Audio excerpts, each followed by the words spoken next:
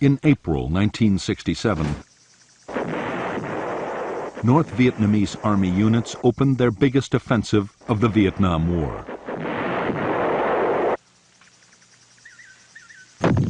Their role was to draw American forces into the remotest parts of South Vietnam, far away from the populated areas. The hope was that the main attacks, scheduled for early 1968, would find the Americans deployed in all the wrong places.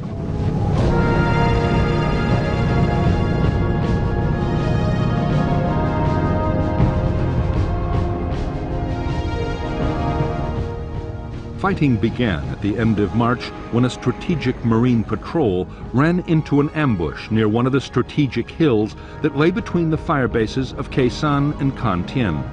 Dozens of Marines were killed during this first brief and unforeseen combat.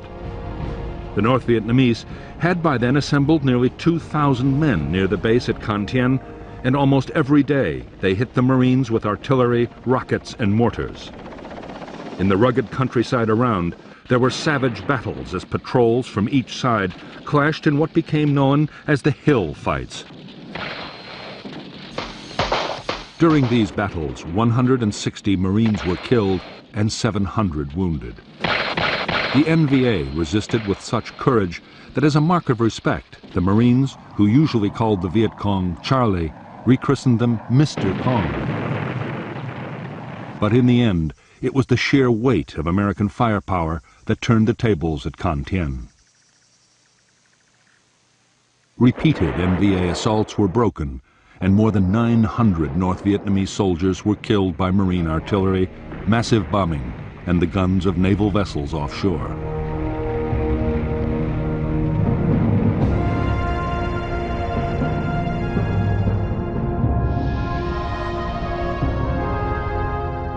After the battles at Con Thien, the next clashes were near the border with Cambodia in the south. At Song Bay, in late October 1967, a South Vietnamese Army battalion was attacked by the North Vietnamese 88th Regiment. The attackers were driven off with help from heavy American airstrikes. 2 days earlier, Loc Ninh, another provincial capital, had been stormed by the elite 273rd Regiment of the 9th Viet Cong Division, supported by the 65th Regiment of the NVA.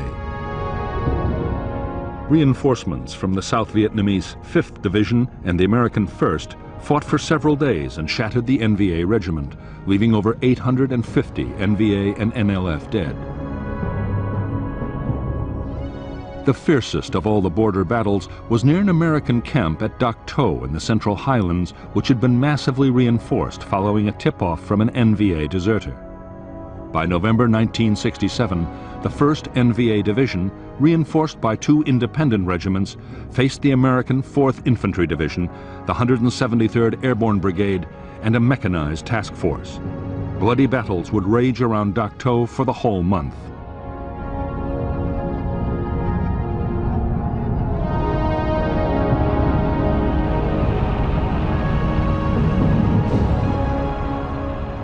Of all the desperate encounters of the Battle of Dak To, the most costly for both sides was the fight for Hill 875.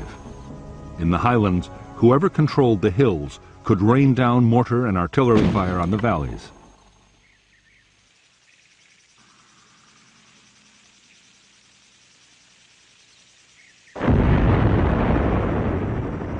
The task of taking Hill 875 fell to 2 American battalions, 1 airborne and 1 from the 4th Infantry Division. Supporting them were fighters, B-52 bombers, and artillery, blasting the enemy defenses with high explosives and napalm. 170,000 artillery shells were fired on the enemy during this battle, and the fighter bombers flew 2,100 missions. The North Vietnamese defenders were so well dug in and so determined that the Americans were forced to launch repeated assaults, punctuated by yet more airstrikes, before they could reach the crest of the hill. It was a desperate and often nightmarish battle.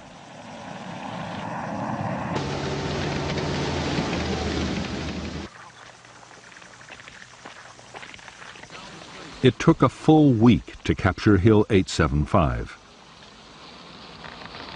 The assaults cost more than 150 dead and 400 wounded, bringing American casualties at Dak To to almost 350, with just under 1,000 wounded.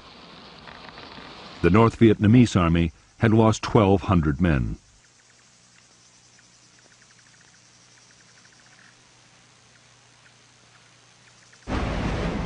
In December 1967, the dry season had just begun in the southern provinces. Every year, that was the signal for intense Viet Cong activity as the guerrillas moved troops and supplies into place for their next offensive.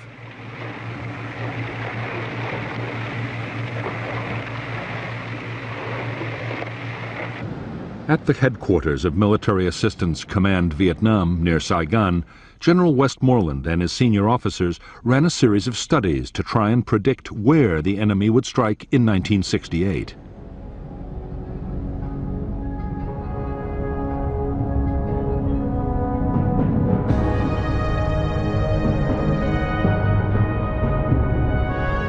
The enemy's Tet offensive, though it had been predicted, took the U.S. command by surprise. They suspected that the Viet Cong would concentrate their efforts on the northern part of the country. The North Vietnamese army might use up to 5 divisions to try and capture South Vietnam's 2 northernmost provinces. Other attacks in the highlands and near Saigon could provide the diversion. To counter the expected northern thrust, the Americans decided to send up their most mobile reaction force, the 1st Air Cavalry Division.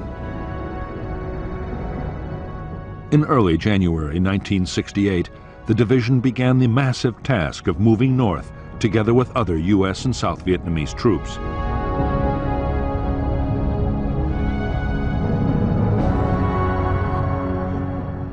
By now, 3/4 of the American battalions in the south of Vietnam were deployed deep in the interior, near the Cambodian border. Unknown to them, elements of the NLF's 9th, 7th, and 5th Divisions, along with other units, were already heading towards the capital for the Tet Offensive. The Americans, suspicious of increased NLF radio traffic behind them and the lack of activity in the border areas, began a rapid redeployment back towards Saigon.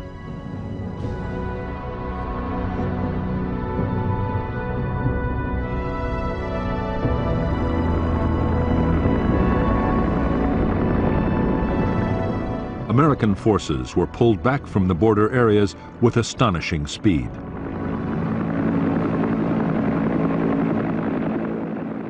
Such incredible mobility was something the Viet Cong had never expected. The ploy to use the battles on the borders to draw the Americans away from the real targets of the Tet Offensive had failed, although it had allowed NLF forces to get closer to Saigon.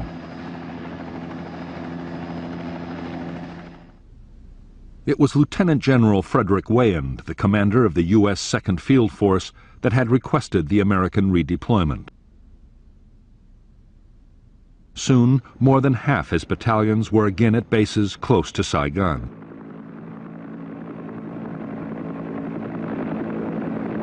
Wayand ordered a series of sweeps to try and find the Viet Cong units that were surely somewhere within reach.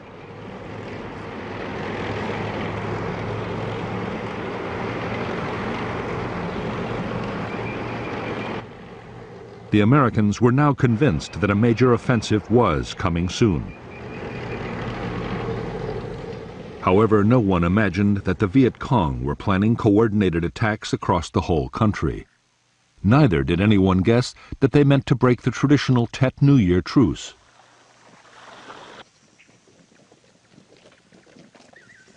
As a precaution, the Americans did ask the South Vietnamese government to call off the truce and cancel army leave. But for political reasons, the request was refused.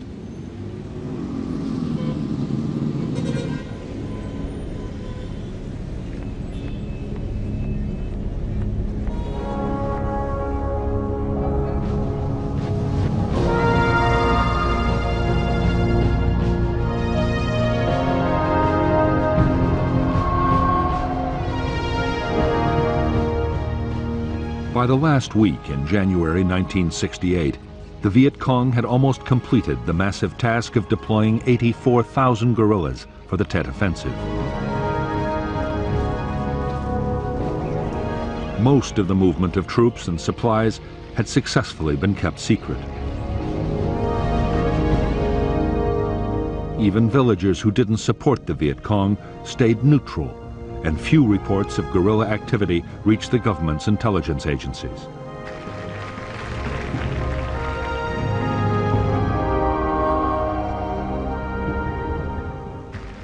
The traditional Viet Cong base areas around Saigon, districts like the Iron Triangle, played a vital part in the Viet Cong's preparations. Even the huge tunnel complex at Cu Chi, which the Americans had long believed had been completely destroyed, was still an important staging area and command center.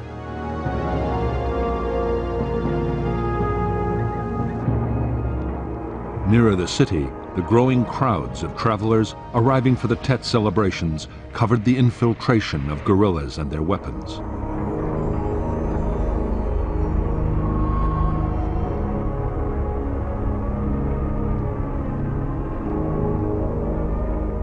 As Tet drew closer, General Giap, the North Vietnamese commander and architect of the offensive, began to worry that his forces might not be in place on time. As it happened, dozens of attacks were launched a full day too soon. The North was still using the old calendar, which gave Tet as the 31st of January. In the South, the official New Year was the 30th of January.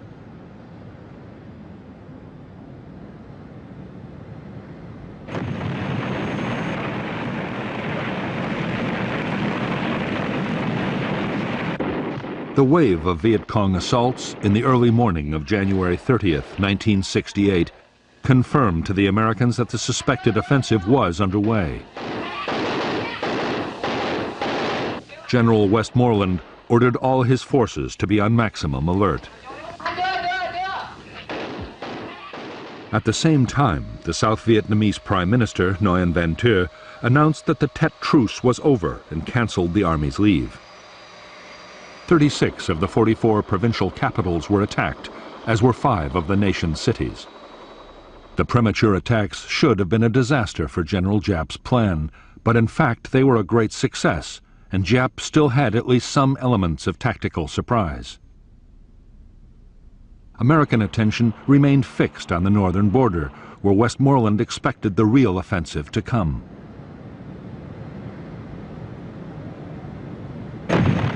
There, the Marine combat base at Khe Sanh had already been under siege for 10 days.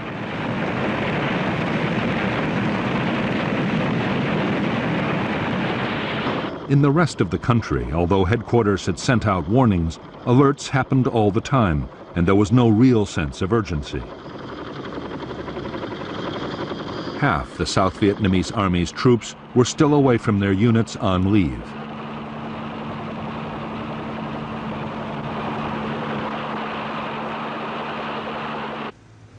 Even in the capital, Saigon, the Viet Cong's most important objective, government forces were scattered and under strength.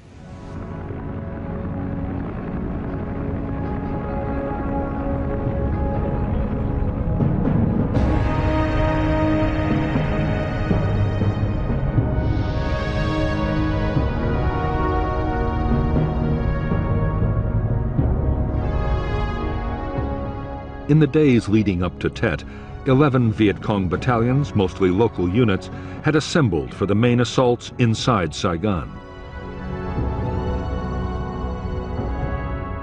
The spearhead force was the C-10 local Sapper Commando Battalion. Outside the city, elements of the 5th, 7th, and 9th Viet Cong divisions and 2 independent battalions were positioned to attack American bases, block roads, and reinforce the city units.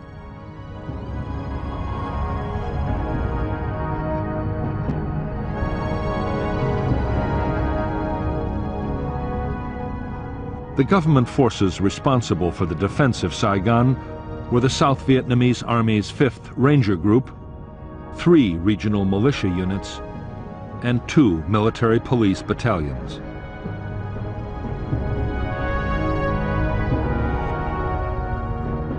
However, 2 elite airborne battalions were also in the city, at Tan Son Nhut Airport, on their way north.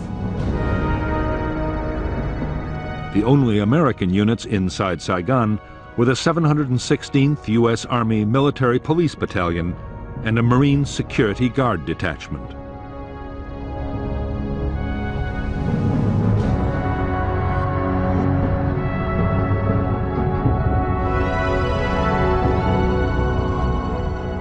The Viet Cong plan for the attacks inside Saigon had been worked out to the last detail. Most of the assaults were to be carried out by units of C-10. The Independence Palace, the offices of the South Vietnamese president, would be hit first. Next on the list was the Joint General Staff headquarters of the South Vietnamese Army, near to the Americans' main headquarters in Vietnam. Tan Son Nhut Air Base was to be seized, along with the South Vietnamese Navy headquarters and the American Embassy, the main symbol of U.S. power in Vietnam. The government radio station would also be occupied. After the initial assaults by C-10, the main Viet Cong battalions were to sweep into the city from all sides to support the offensive.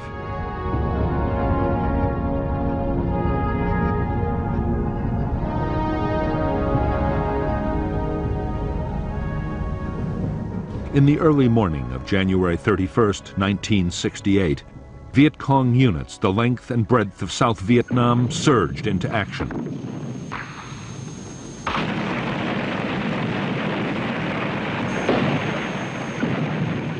In more than 100 cities and towns, shock assaults by Viet Cong sapper commandos were followed by wave after wave of supporting troops.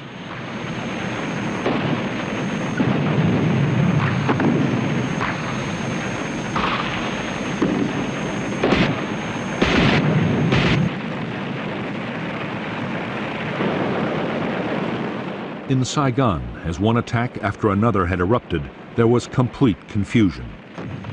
Neither the South Vietnamese Army nor the Americans had a plan to deal with anything like this.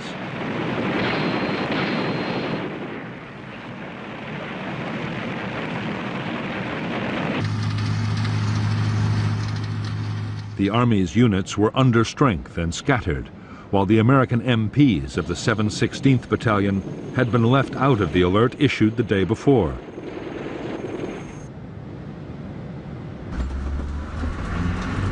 Only 300 military police were on duty.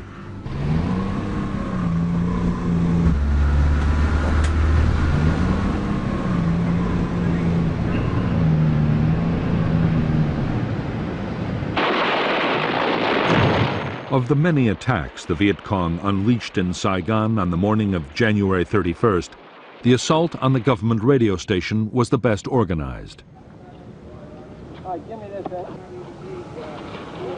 The station was captured, and the plan was to broadcast a tape of Ho Chi Minh calling for the population to rise up against the government.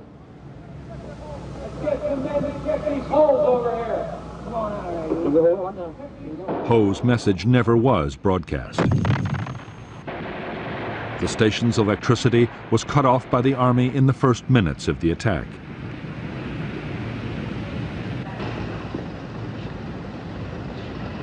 After a fierce 6-hour battle, government soldiers, including paratroopers brought in from the airport, succeeded in forcing out the surviving Viet Cong.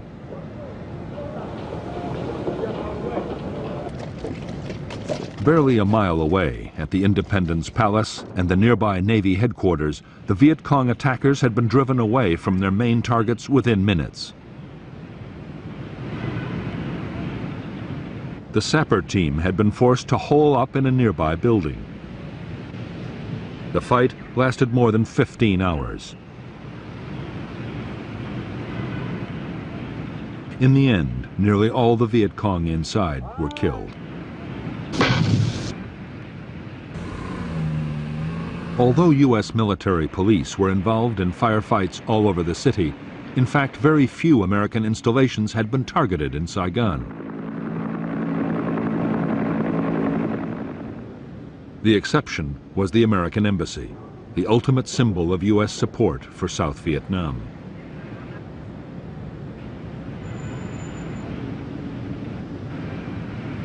The assault on the American Embassy began at 2:30 a.m. on January 31st. 15 sapper commandos blew a hole in the wall of the compound and charged through the breach. The fighters had killed 4 American military police guards and a Marine, but their own officers had been killed almost at once. The sappers took cover and waited for reinforcements.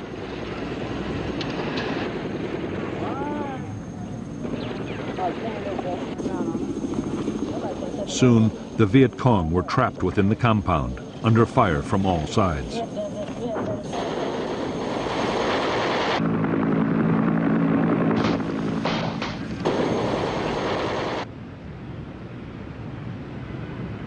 The fight for the compound lasted for 6 hours, but the effects of the battle would last much longer.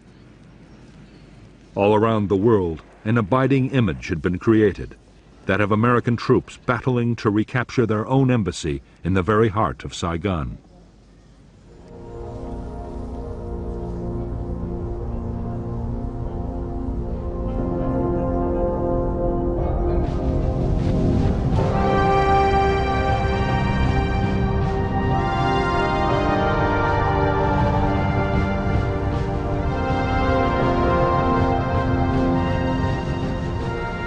The Viet Cong attack on the American Embassy and most other targets in Saigon's city center had been launched by the elite sapper commandos of the C-10 Battalion.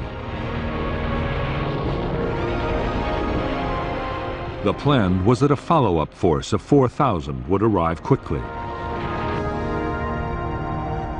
But time and time again, the main battalions had been bogged down in firefights and house-to-house battles.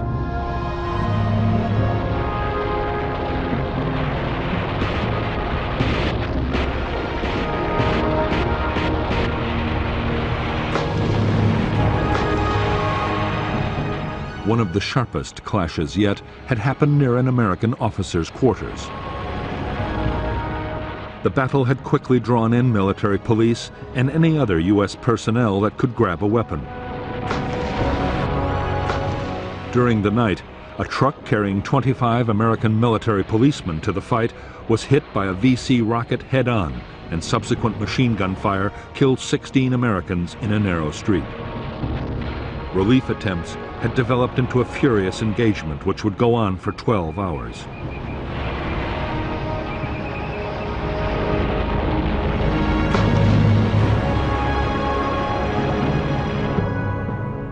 Only a few miles away, Tan Son Nhut Air Base was one of the most important centers of American power in Vietnam.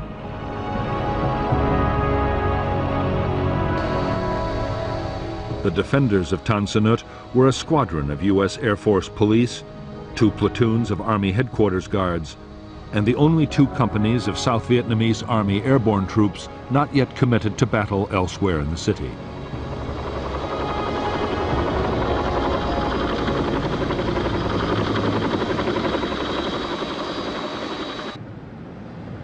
On the perimeter of Tan Son Nhut, the Viet Cong had seized several key buildings as springboards for their main assault and attacked the compound containing the villas of senior officers of the South Vietnamese General Staff. The guerrillas meant to hit the base from 3 sides with more than 1,000 troops. A large textiles plant was occupied as the base for their heavy machine guns and rockets.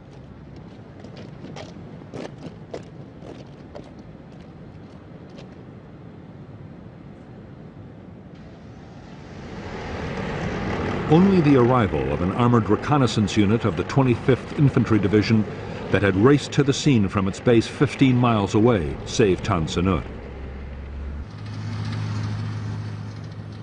The tanks and APCs hit the attackers from behind and in furious fighting had split the Viet Cong force.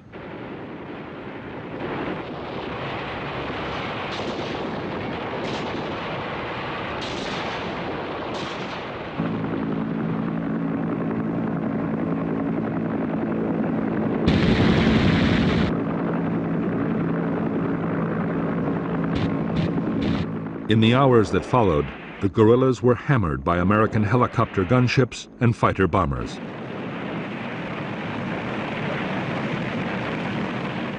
The attack on Tan Son Nhut was soon completely broken.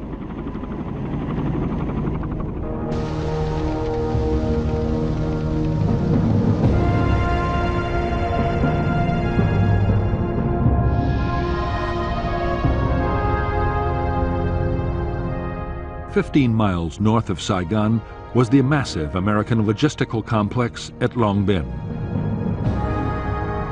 Nearby was the U.S. base at Bien Hoa, and between them the headquarters of 2nd Field Force and 3 Corps, from which the American and South Vietnamese battles in the Saigon area were being coordinated.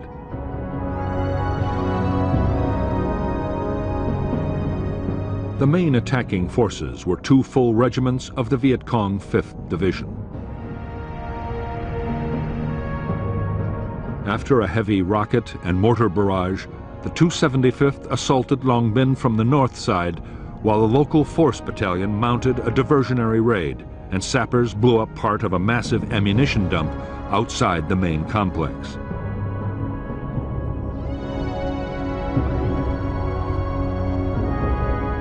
At the same time, the 274th hit Bien Hoa, and a local battalion tried to seize 3 Corps headquarters.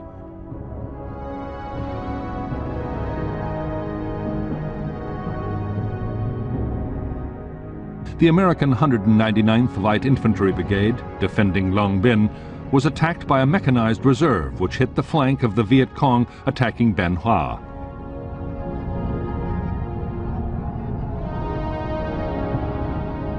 A unit of the 101st Airborne Division was airlifted in while helicopter gunships and more mechanized units joined the day-long battle, eventually driving the Viet Cong away from all their objectives.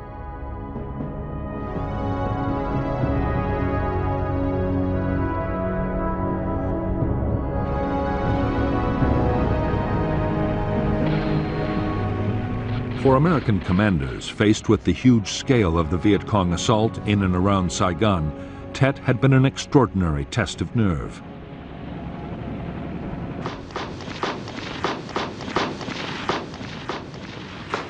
It had seemed as if the enemy was everywhere at once.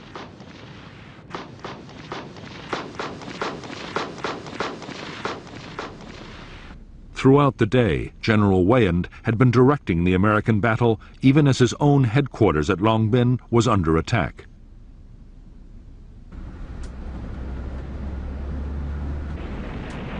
In the first 2 hours of the Tet offensive, Weyand had deployed 5,000 airborne and armored reinforcements.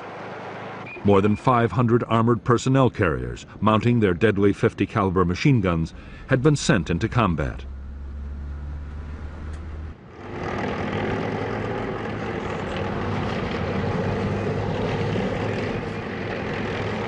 So far, all the main Viet Cong assaults had been at least contained. But no one doubted there was still hard fighting ahead.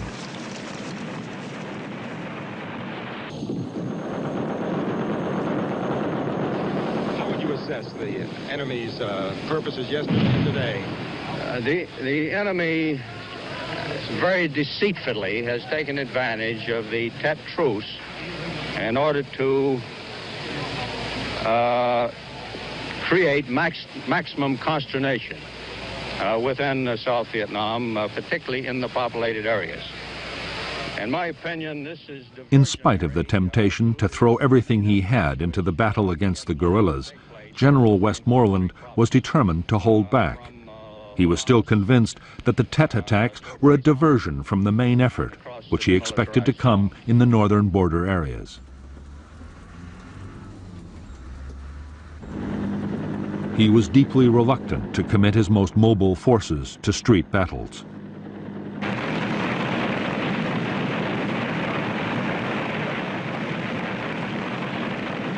By now, Westmoreland knew that the Viet Cong attacks were being countered successfully all over the country, but at a great cost to American lives. The South Vietnamese army was standing up well. The next stage would be to defeat the guerrillas town by town and battalion by battalion.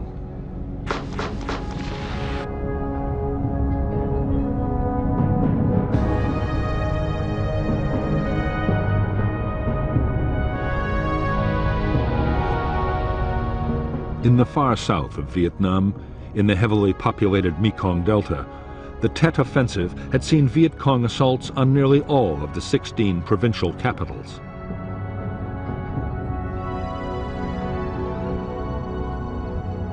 Can Tho, the South Vietnamese Army's 4 Corps headquarters, was also hit. Route 4 was cut in 62 places.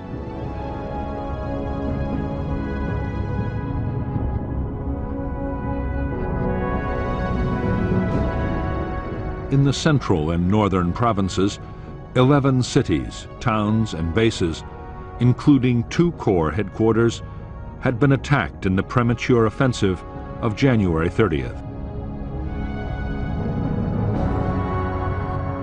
8 more had been hit the following night. All the major attacks would be repulsed within a week, except in 1 city. The assault on the old Vietnamese imperial capital of Hue would lead to the biggest and bloodiest battle of the whole Tet Offensive.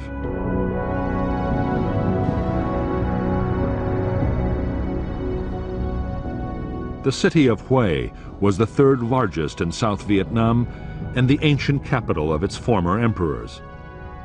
It was split in 2 by the perfumed river, over which ran key rail and road bridges. On the north side of the river was the citadel, a walled city within the city, surrounded by a maze of streets and originally the home of the emperor.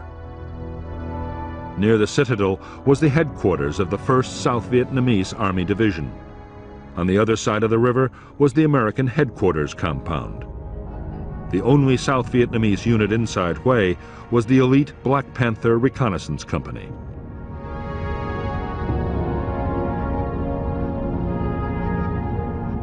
The assault on Hue was launched by 2 local Viet Cong battalions, elements of the 6th Regiment of the 325th NVA Division, and the 4th Independent Regiment.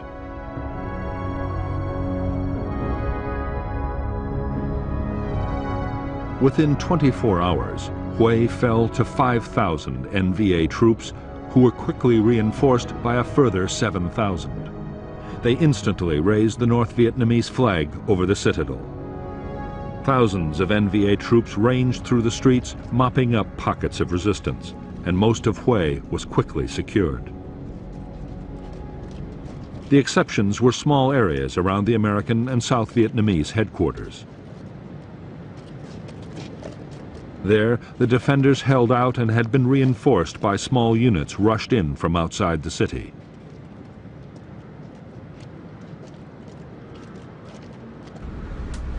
The U.S. Marines and South Vietnamese troops that had come to the aid of their beleaguered headquarters had run a gauntlet of NVA forces to get into the city. Bigger units were battling to follow them, but it would be days before they would get inside Hue in any strength.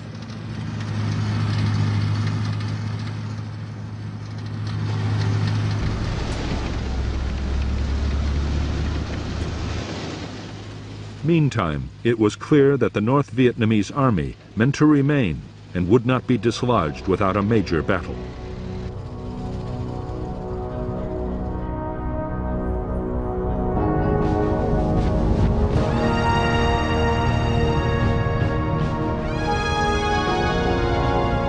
Cong were completely surrounded by government forces. Isolated units now faced concentrated assault from armored vehicles, planes, and helicopters.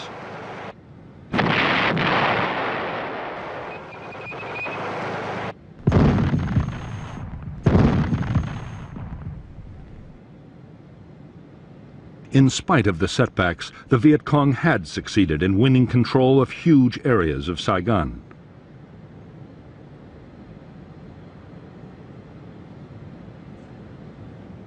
To many Viet Cong fighters, it seemed that victory was at last in sight.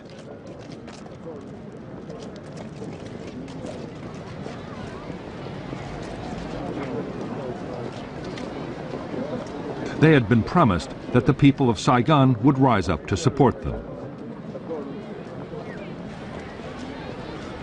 If they did, the war could be won soon, whatever happened on the battlefield.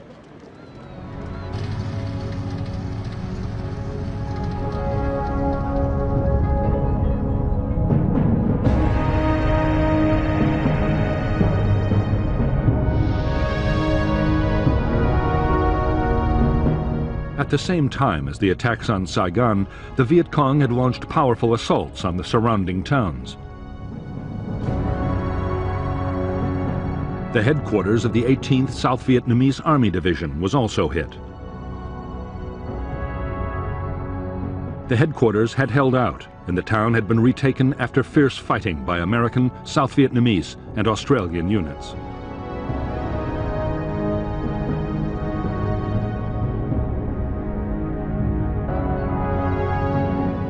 As part of an attempt to surround Saigon and cut off the capital from reinforcements, the Viet Cong 273rd Regiment launched a massive assault on the town of Tu Duc, which contained one of the two South Vietnamese military academies. The regiment took heavy losses, but the following day it seized the Newport Bridge over the Saigon River. Together, South Vietnamese and American units recaptured the bridge after a violent battle.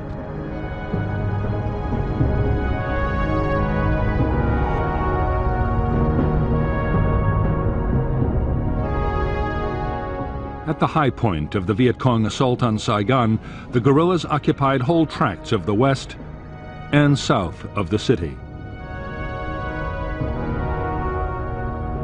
They used the Phu To racetrack as a major assembly area.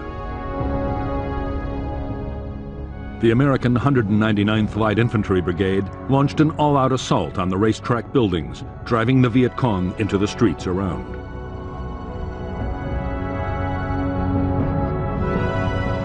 By the fourth day of the Tet battles, the Viet Cong were being squeezed into the sprawling and crowded district of Cho Long.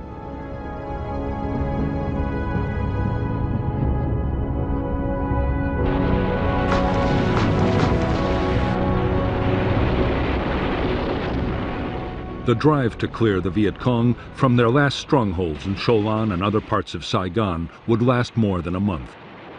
Like the battles to clear residential districts all over South Vietnam, the fighting would be immensely costly in lives.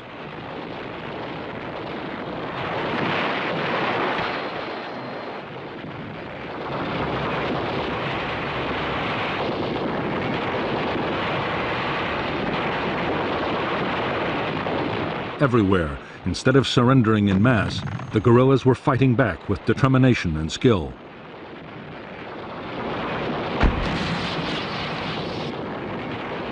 Most Viet Cong units committed to the Tet offensive had made no plans for a possible retreat. The hopes of Viet Cong leaders were now fading fast. They were forced to accept that the Tet offensive was failing.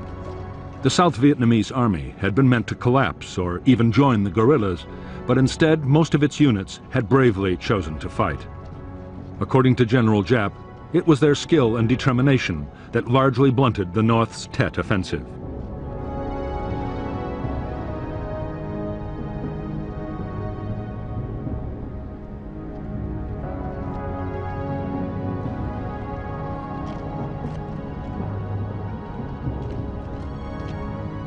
Even more disastrous, the uprising that was supposed to have seen thousands of civilians storming government buildings and proclaiming the revolution had not happened.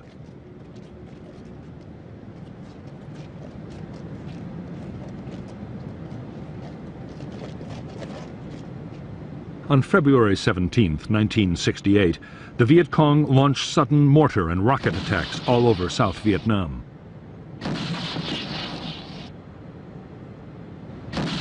The attacks were no more than a symbolic gesture. A few days later, the Viet Cong High Command ordered its units to pull back from the cities to regroup and refit their remaining forces.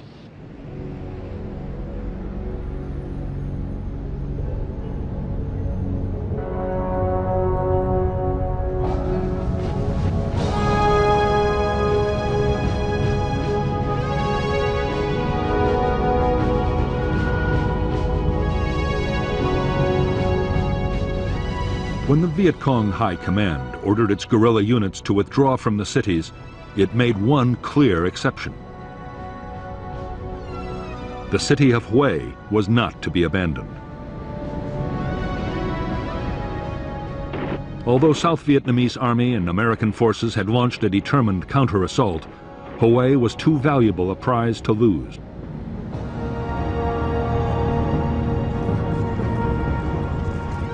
By the fourth day of the Hue battle, 1,000 more South Vietnamese Army troops had been airlifted to the city. The Americans had been reinforced by 1,200 Marines. Fierce assaults had been launched on the gates of the citadel and into the streets of the southern city. By now, the 12,000 NVA and NLF troops in and adjacent to Hue had fortified almost every city block. The attackers were forced to advance down narrow streets and through gardens, fighting their way from house to house. Around every corner were strongpoints bristling with heavy weapons.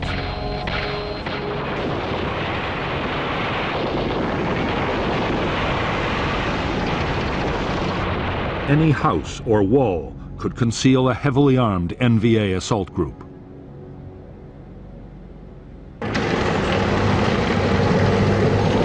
At the start of the battle, in the hope of saving the imperial city from complete destruction, the South Vietnamese had insisted that the Americans not use artillery or aircraft to destroy enemy fortifications.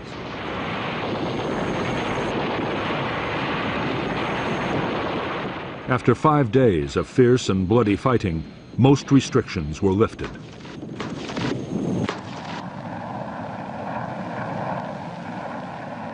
Bombers and artillery support were called in to hit NVA strongpoints. Most devastating of all, the guns of American warships joined the battle. Directed by Marine spotters, the ships fired thousands of shells into the city from 14 miles away.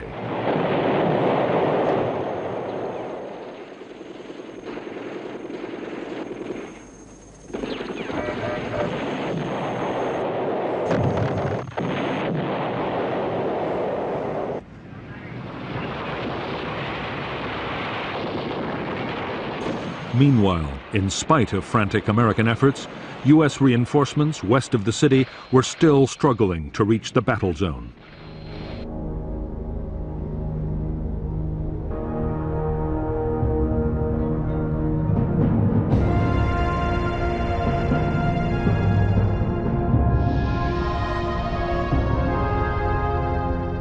When the Tet Offensive had begun, it had caught the American 1st Air Cavalry Division in the middle of its redeployment from further south. The division was split with its headquarters and 3rd Brigade at Camp Evans and its main logistical base at Phu Bai.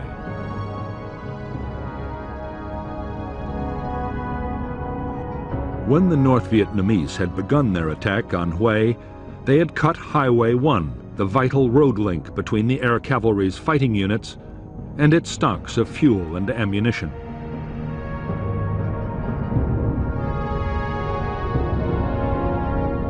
Meanwhile, the NVA had a clear supply line running from the A Shau Valley into Hue and a ring of anti-aircraft defenses around the city.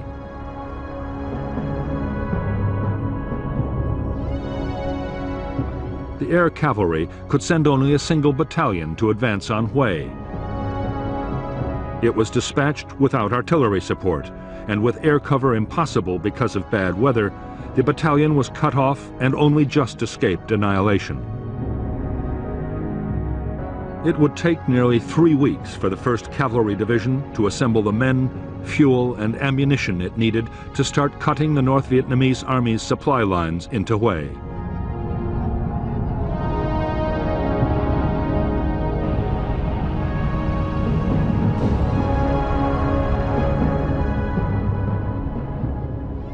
By the 12th day of the battle for Hue City, South Vietnamese units had reoccupied parts of the citadel. The Americans had almost cleared the city south of the river and had been reinforced by 500 more Marines.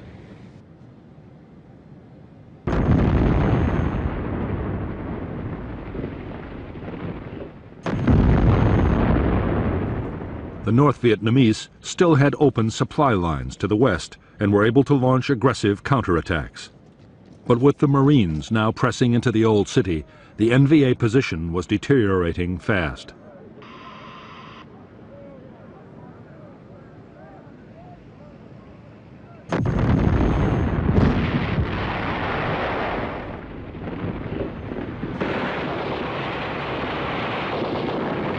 To help defend the citadel, the Truong Tien Bridge across the perfumed river had been blown up by a Viet Cong demolition team. Supplies and reinforcements for the South Vietnamese Army and the U.S. Marines fighting inside the citadel had to be sent by landing craft.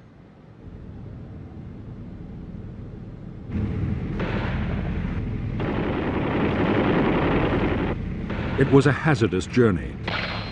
The boats had to skirt an enemy-held area and sail under the guns of NVA troops.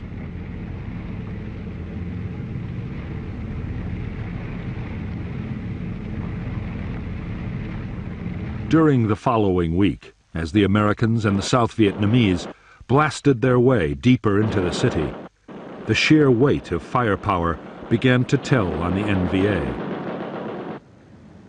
Their commander asked for permission to pull out, but he was told he had to fight on.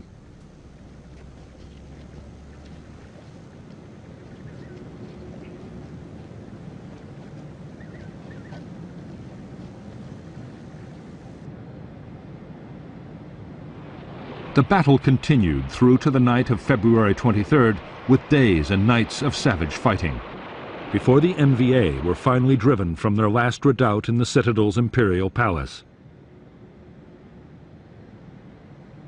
And the Stars and Stripes was raised above it.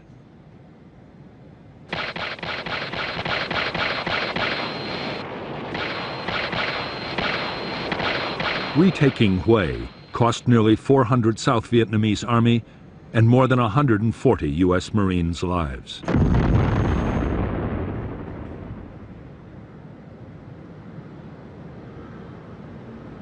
"5,000 NVA and Viet Cong died in the city, and a further 3,000 in the adjacent fighting. 5,800 civilians were caught in the crossfire or killed by NVA forces in the first days of the occupation. American firepower, bombs and artillery had reduced 80% of the city to rubble.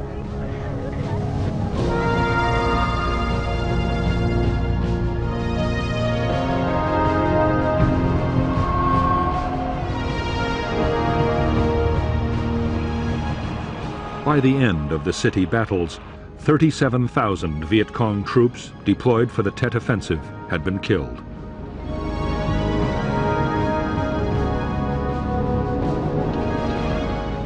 Many more had been wounded or captured, and the fighting had created more than 500,000 civilian refugees. The casualties had included most of the Viet Cong's best fighters and many political officers and secret organizers. For the guerrillas, it was nothing less than a catastrophe. But for the Americans, who lost 2,500 men, it would prove to be a most severe blow to public support. Viet Cong leaders were now forced to claim that Tet had always been intended as a series of offenses, not just one push. To keep up some kind of momentum, 2 more waves of attacks were planned, one for May and another for the following September. The guerrillas also meant to tighten their grip on the countryside, now mostly abandoned by government forces drawn into the city fighting.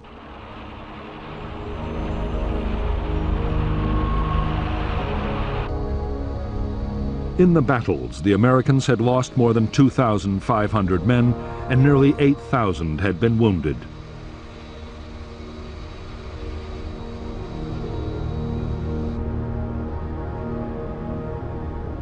The South Vietnamese army had suffered much worse.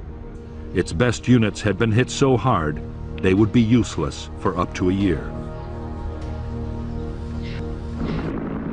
Meantime, American forces would spearhead follow-up operations against the Viet Cong.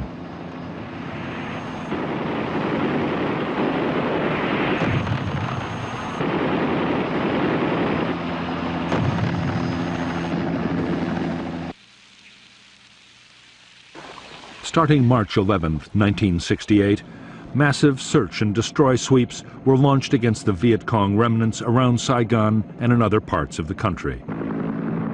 On March 16th, one of these operations resulted in the now infamous massacre by U.S. Charlie Company of over 200 civilians at the hamlet of My Lai. Altogether, nearly 20,000 Americans and 9,000 South Vietnamese troops ranged throughout the Iron Triangle, Cu Chi District, and other longtime Viet Cong strongholds. In 3 weeks, possibly 3,500 Viet Cong were killed, and their ability to pose a serious threat to the capital was delayed for the foreseeable future.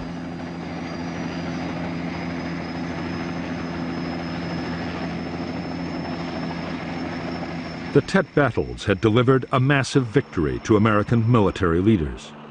What they wanted was an all-out push to win the war, including ground offensives into Laos and Cambodia.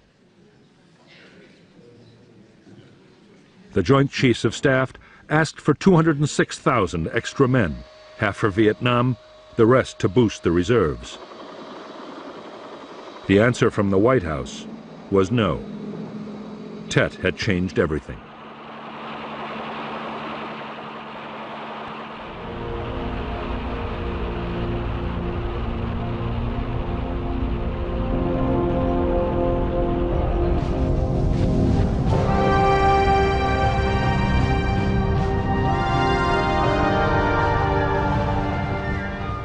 To the American public, already disillusioned with the war, the Tet battles had come as a dreadful shock.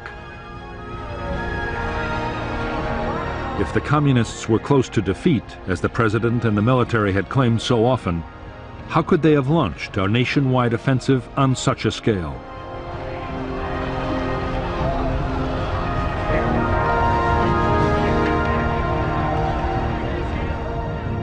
By now, support for President Johnson's handling of the war was at an all-time low.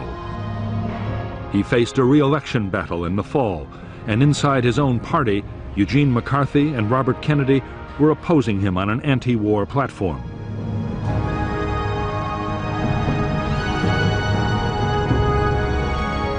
Even his own advisors, especially Clark Clifford, the new defense secretary, were coming out against the war. The pressure on Johnson was overwhelming.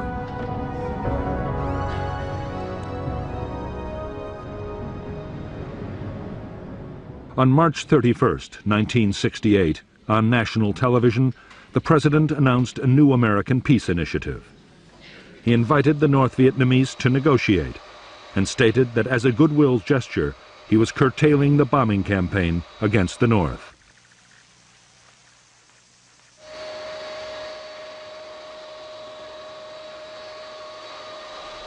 He also made a dramatic announcement about his own future. I shall not seek, and I will not accept the nomination of my party for another term as your president. Within days of the president's speech, Clark Clifford ordered officials to start planning for a new American strategy in Vietnam. The South Vietnamese army would be built up so it could gradually take over the fighting itself. Meanwhile, the U.S. would work for a negotiated peace with the North. For the United States, it was the beginning of a new phase in the war, the start of a long and costly battle to disengage from Vietnam.